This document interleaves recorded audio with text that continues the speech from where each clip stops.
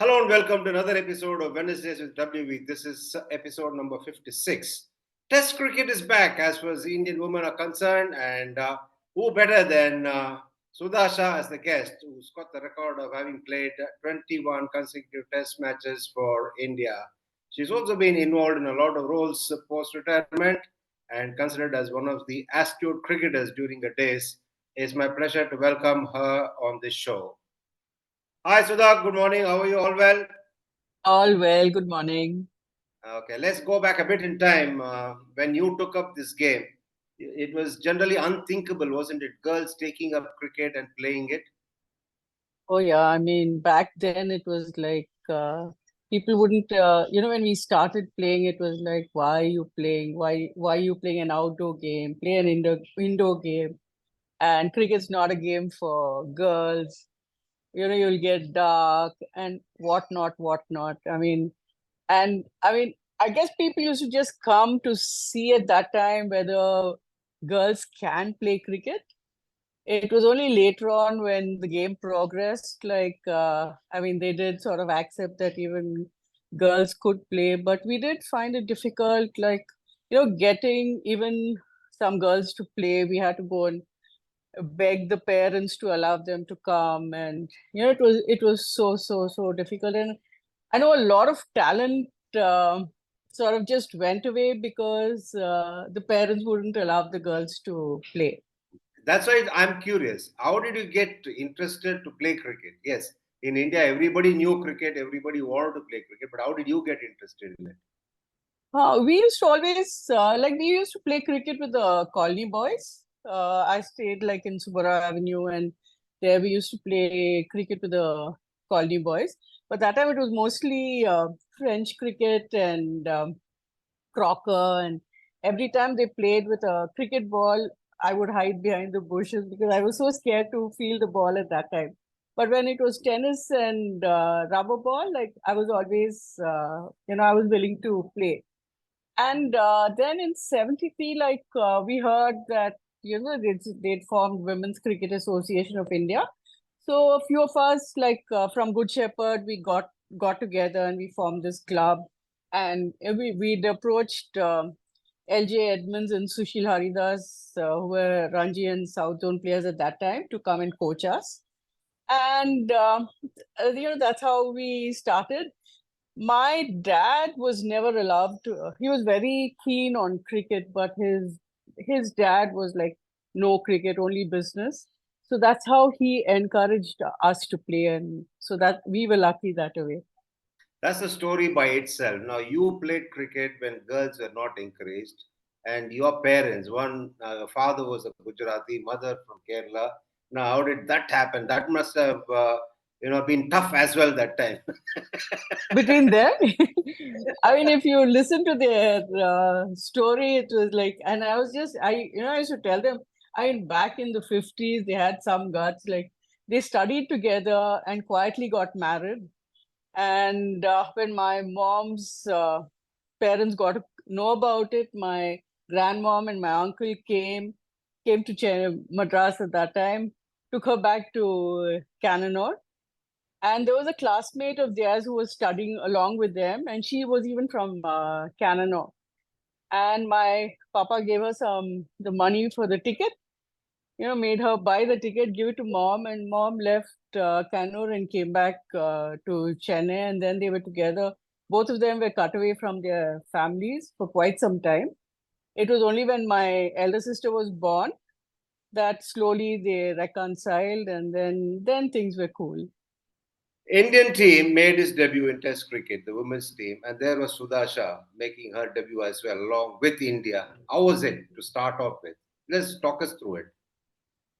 At that time, it was like, it was the first time we were all playing test cricket, and it was it was a novelty for us also. And we played an unofficial test series against Australia. And at that time, we were told that it was an official test series, and Australia had been playing for quite some time. And we played three test matches.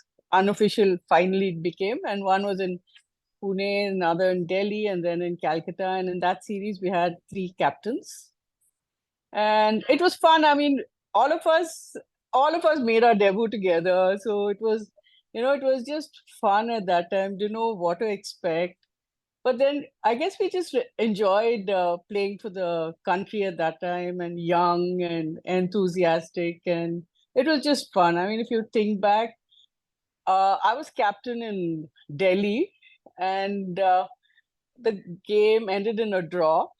We needed one wicket, and they needed 3 runs to win. And I mean, it was like, thinking back, I must have been 15, 16, and I was like, I don't know what my thought process was at that time. I mean, now thinking back, I really wonder what I did as a captain at that time. Now, even out of curiosity, did some people come and watch that test match? Oh, yeah, there were a lot. As I said, earlier they used to come to find out. And, the Aussies used to wear those culottes, those divided skirts. And many of them came to find out, like how they play with skirts, and how we'd play cricket. And it was just out of curiosity that many of them came to watch us, like. And But then we something, did have crowds. and then something phenomenal happened after the unofficial series. You played a six-test series, was it right? Yeah, but I think one was we just played five, and one was there was riots in Jammu, and we didn't play that game. But five must have been taxing then. You wouldn't have perhaps got into the physical fitness part of it. Playing five test series could have been tough. It wasn't really. I mean, I guess all young and enthusiastic, and we were. I mean, we. I don't think we ever felt that we are playing five test matches at that time, and it was cool. It was really cool at that time. Fitness wasn't. I mean, they don't. We didn't lay that much stress on fitness, but I guess Fitness we were only young. existed in the dictionary then. No, but we did. I mean, later on, we started working on our fitness, but at that time, it was just game fitness types. It wasn't really do all your the scientific way of doing your fitness. It came on just later. Even the governing body must have been in the dark, isn't it, as to how to take this game forward at that stage. True. I mean, like our secretary at that time, Mr. Mahendra Kumar Sharma. I mean, hats off to him. I think thanks to him, women's cricket is alive today. And I mean, it was like he'd give us the best of facilities or whatever we wanted. And we don't know how he managed the funds, because it was very difficult to come by, getting sponsors and things like that. But he saw to it that, we got matches. He got the World Cup in 76 to India. And he was always looking to see that, we have exposure and we grow in the game. A three-test series, unofficial though, followed by a five-test series. And after that, how frequently did you get to play a test series? We did play till 81, we played matches. Then 86, in 76, we went to Australia and England. And then we had most of the matches in India. And 86, we went to England. And then there was a gap where I think from 86 to 91, there were no matches. So lots of girls missed out on international matches at that time. But we played Australia, New Zealand, England at that time. You have a fantastic record of playing 21 consecutive test matches, and I think it still stays with you. Are you happy that you could get to play consecutive 21 test matches? Because Yeah, it I mean, must have been a case of giving opportunities to everybody then, because it is just more amateurish then. yeah, true. I mean, those days, none of us thought of any records or anything. It was just that, oh, we are playing for the country, and we're so excited about it, and give your best. And I mean, there was no question of having records in your mind. We just play. I mean, anybody, doing well, we are happy. And it never ever occurred to us that, you have to get 100 or a 50 or anything. It's just that if you do well for the team, you're happy. It was that sort of a thing. And I mean, looking back, yeah, 21 tests continuously. I mean, a great thing, but at that time, it really didn't matter. Your sister played cricket as well, but she didn't stay the course like you did. She veered away from the game, didn't she? Yeah, she got married a little early, and she did play even after she got both her kids. And then I guess family commitments, and she had to give up. So she played for Tamil Nadu and South Zone. You mentioned it was hardly anything happening between 86 and 91. Must have been frustrating, that, wasn't it? 5 years of It nothing happening. Oh yeah, it was. It was really. I mean, we hear you're just playing domestic cricket, and you're just hoping that you'd get to play international cricket. We even had the World Cup in Australia. I think it was at that time, and we'd even we'd reached Delhi thinking that we were taking part in the World Cup, and there was some miscommunication between the government of India and thing. And last minute we didn't take part in the World Cup. I mean, that time it was really frustrating, and we were just waiting to play international. And those days we had to depend on the government for funding, and there was some misunderstanding and things like that, and we really lost out on those 5 years, and lots of girls lost out around that time, who could have played for India and didn't get an opportunity. Yeah, it's always unfortunate that when there is talent around and you don't get to play, it's always really irritating, frustrating. Now, talk us through about the talent of some of your contemporaries, to name a few: Fauzi, Shanta, Diana, Shubhangi.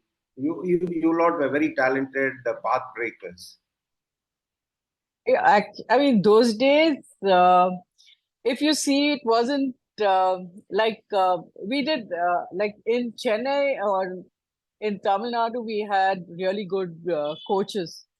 And most of the, like, say for Diana, though, of course, was a pathbreaker in Bombay. And Shanta used to play softball, and then she got into the game. And if like, as I said, it was just that we had to perform. Whether you get like, even if, say, you're saving the team, not getting many runs, but staying there, it was like a great thing. And with Shanta, Diana, Shubhangito was like a very talented leg spinner, very stylish bat. We had, I mean, Sandhya Agarwal was there, who was really talented. And I guess if, I don't know, with today's, the way game is and the bats and all that, I think if we had it at that time, it would have made a bigger impact on our games and our scores and our results, I feel. With whatever we had, we used to sometimes share bats and gloves and pads and, that sort of a thing. And the way we used to travel for the matches. I mean, thinking of all that, I think we really, really performed well at that time. The societal lens, did it view you girls with kindness, encouragement, admiration, or condescension then at that stage in those days? As I said, at that time, it was like curiosity. And they were like, oh, women can't play cricket. They were a little condescending. Post retirement, you were involved in a lot of roles. Now, that cliched phrase, giving it back to the game, what does that mean according to you? Actually, it's thanks to cricket, I am what I am today. And once I stopped playing, I mean, I played cricket right from 73 to 97. And it was like, there was no way I could get into administration. I'm not a great administrator at all. And the only thing I thought of was like, even while I was playing, I was, like into helping the girls with their game and coaching. And that's when I thought, like, at least whatever little knowledge that I've gained from the game, I should be able to help the others, and I got into coaching. And it's nice. I mean, when you know that you can sort of help somebody in their game and mold a person, I think that sort of gave me a lot of satisfaction. And that's how I just got into coaching, and I was very happy doing it. Gradually, the current team is getting to play Test cricket. Are you excited by the return of Test cricket? Obviously, you must be. Oh yeah, oh yeah, it's great. I mean, I think Test cricket is Test cricket, and 50 overs and T20s. I mean, it's a modern game, but even today, I'd sit and watch a Test match all 5 days. Like it's nothing like Test cricket. No, because why not? The way these girls have played Test cricket in the last couple of Test matches that they played, one against Australia, one against England, it was absorbing right through, wasn't it? True, true. Actually, even in 2014, when we went to England to play, we played a Test match, and we had 8 debutants in the side. Everybody like England though was like very sure that they'd win and it'll be an innings victory for them and they'd really thrash us. But then the way we played, and saying that it was a big gap between the test matches, the girls somehow really adapted themselves. And even now, the way they're playing, it's like they're mostly playing T20 games and 50 over games, but still when they adapt to the test matches. It's so exciting, and I really wish we could, all the countries start playing test cricket. Have you accepted the T20 format? Are you still, a bit resistant to it? Your smile says it all. I watch it, yes, but it's nice watching somebody like Virat or a Ruturaj playing cricketing shots and getting runs. And some of these other shots that has come in thanks to T20. As a coach, I would never have. I know as a coach, it was like, oh, hey, right? When we were playing, it was play along the ground, no lofting the ball. And now it is like everything comes in. And I guess I belong to the old school of cricket where it's nice to watch actual cricketing shots and watching a test match more than T20 is fun, but test match is more exciting. The fitness levels that players try to achieve these days, both the men's verticals and the women's verticals, is remarkable, isn't it? Oh yeah, I mean, I think the number of games that they're playing today, and they have to necessarily, work on their fitness. And I think with the advent of T20, the emphasis on fitness has come in more. For us, as I said, in '86, we that was the first time the Indian team actually went through we had a rigorous fitness camp, and we had a 52-day tour of England, and not one of us got injured at that time. And then in like when I took over as coach in 2003, we always had a lot of talent, but where we sort of missed out was like on our fitness, like our strength and physical with the running between.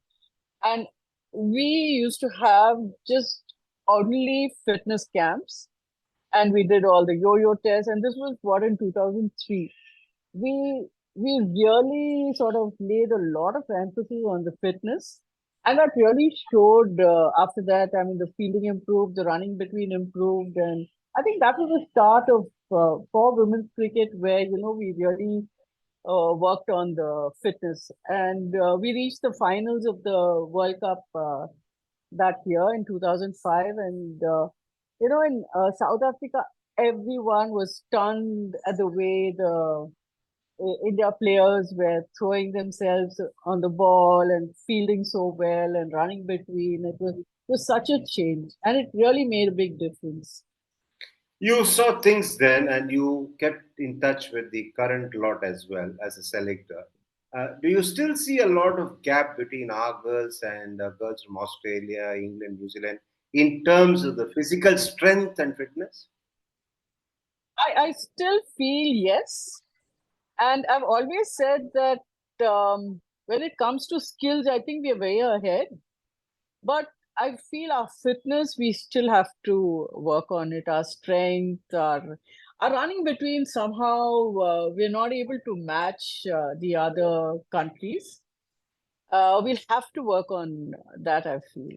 It's still some way to go for us to get to the other countries, especially Australia and England and New No, Zealand to as some long as extent. we admit and we work towards it, we are fine. There's no shame in saying we are not the best in one particular aspect. We have a lot of other aspects where we are good at. I think we will Oh get yeah, there oh yeah. slowly but surely. I true. Our batting, we've got really, good batters and even our bowling, but then our fielding has to support the bowling. And I feel there we sort of lose out. Forget that it's a T20 tournament, but the WPL in many ways is a great thing to have happened for the growth of women's cricket, isn't it? Oh yeah, oh yeah. And like I mean, even with the men's cricket, I think a lot of players came out of IPL, and like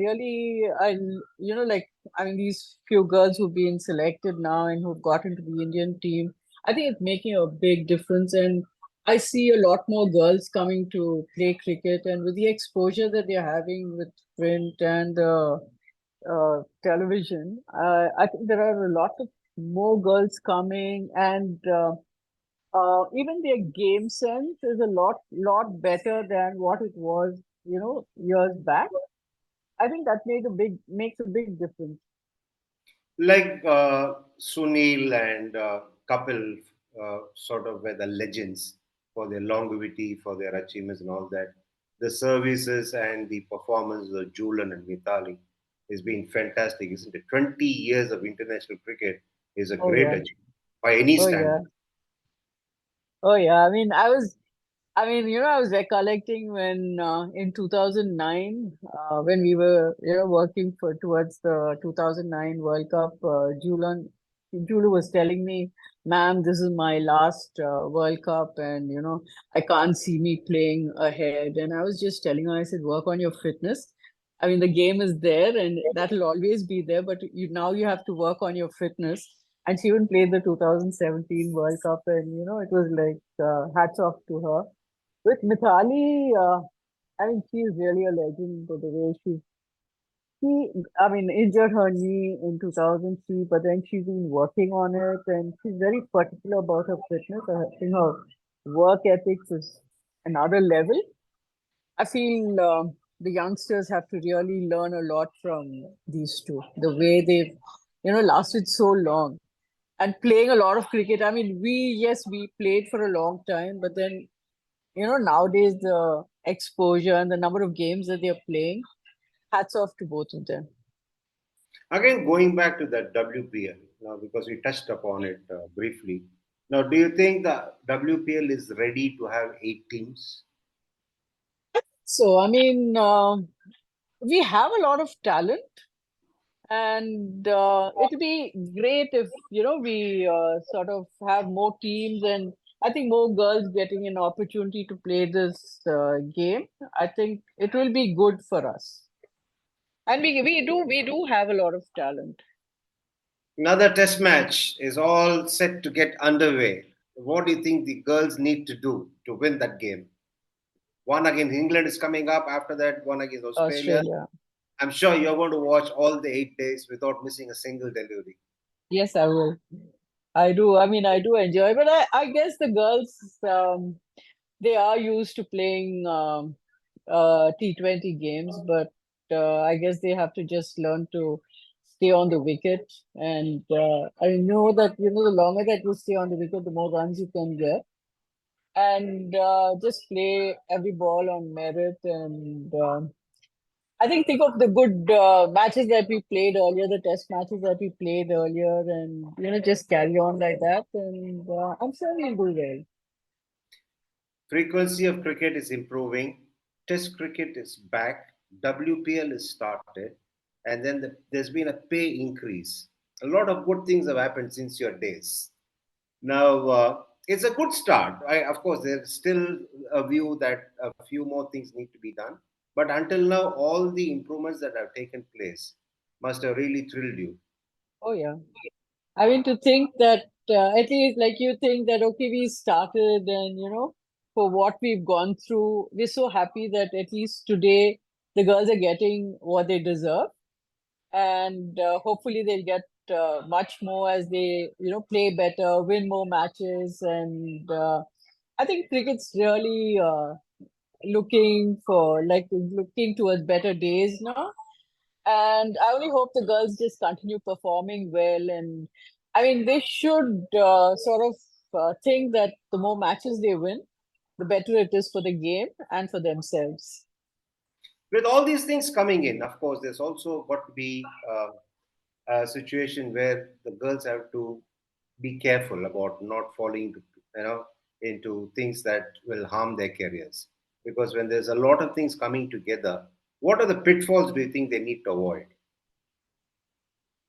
I think first that they need to be grounded, and I always say that the game is always greater than the person. And if that's what's there, and they just continue sort of, concentrating more on the game than the other aspects, I think we should, with hard work, and I think that will sort of, go a long way for them. I know, I mean, there is like today they have the social media for distraction, which, none of us even had it at that time. And you have to be really level-headed for, not to get carried away by all this, the social media and everything else, and just concentrate on the game.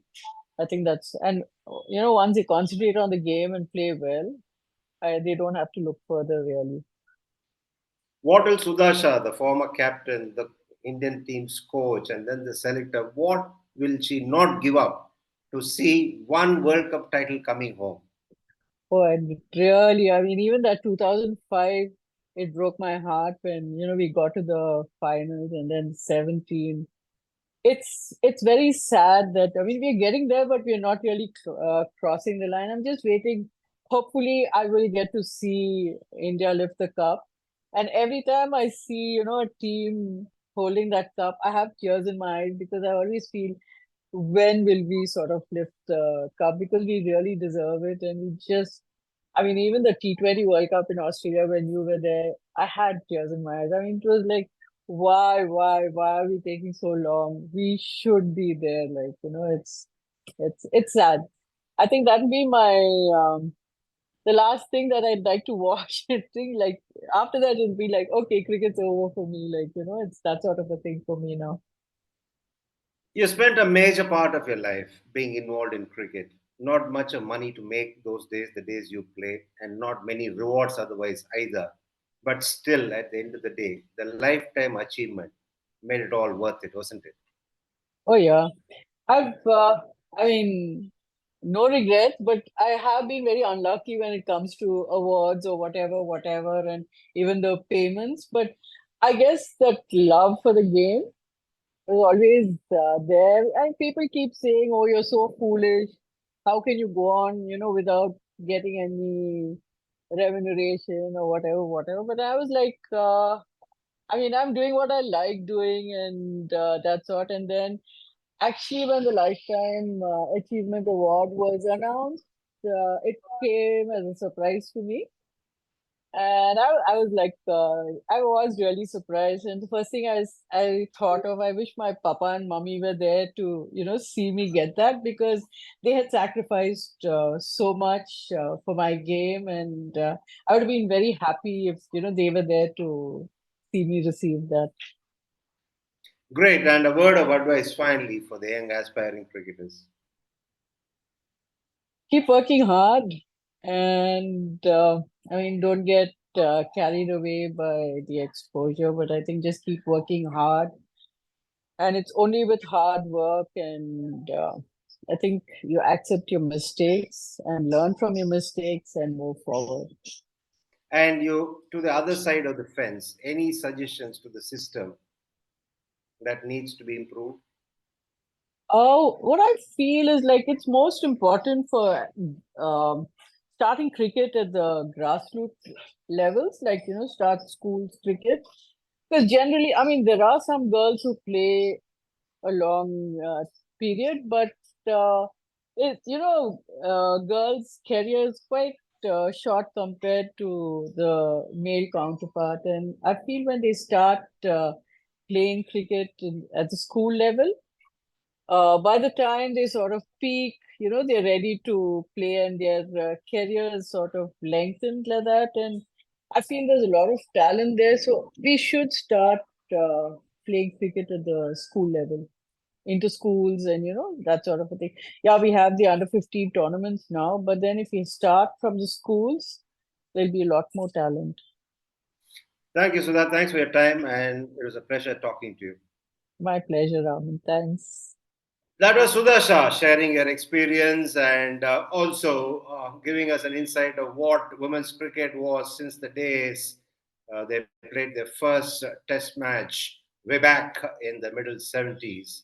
And of course, a lot of things have changed since then. I'm sure you would have enjoyed the conversation. As I always say, for those who joined us for the first time, log on to the handle of Sportstar and see all the earlier episodes. I'm sure that you'll enjoy all those episodes immensely. For those who've been with us all through, continue to enlighten us with your comments and feedback because we are always looking to get better and better for your benefit. And until I catch up with you next time, be good and stay safe.